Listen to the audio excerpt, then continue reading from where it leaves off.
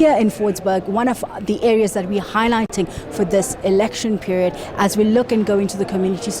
Set on the edge of the inner city of Johannesburg, Fordsburg and its surrounding community has always been home to the working class. So Fordsburg really started in 1888, so it's a long time ago, and it was part of the then mining community. So this is the gold rush when everybody came to this area. So Fordsburg is part of a bigger neighborhood of the gold rush. The Oriental Plaza was only built as a result of people being forcibly removed out of fitas. Fitas mamitas, which is really fitas, my beauty, my love, my deliciousness. And people were moved out of fitas because of the Group Areas Act. And this Oriental Plaza became then a trading spot for all of those people who were forcibly removed. Now, what was ridiculous was they were moved out of fitas, which is just up the road, but they had to move their neighborhoods to Lenasia. During the apartheid regime, those of Indian, colored and black descent were restricted from certain areas in the community. We were restricted to up to Park Drive, where Indians could live, but over Park Drive was then Mayfair, which was traditionally occupied by white people, Lebanese, Portuguese, Jews, and we were not allowed to live in there. Myself and a few of the residents of Fordsburg had defied the Group Areas Act and had moved into Mayfair, where we had rented houses under white nominees.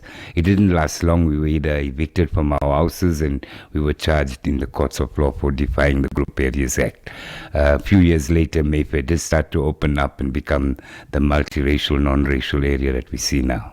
Subjugated and victims of the oppressive regime, this community played an active role in South Africa's liberation struggle. Fordsburg being a very dynamic area, and if you go through the history of the liberation struggle, Fordsburg used to be the center of the struggle. Most meetings that happened with Tata Madiba and Sisulu and Katrada and a whole lot of activists all either lived in Fordsburg or meetings took place in Fordsburg.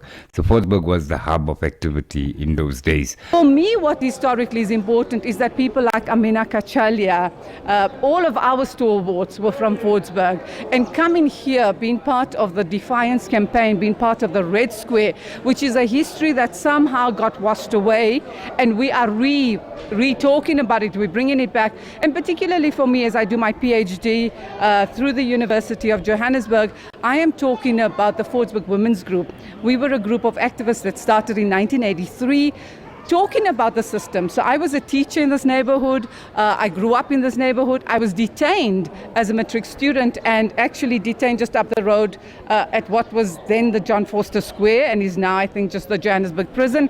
So the history of Fordsburg is embedded with a lot of politics. A place where democracy was fought for and a place that was always a political space. Hasina Gori, SABC News, Johannesburg.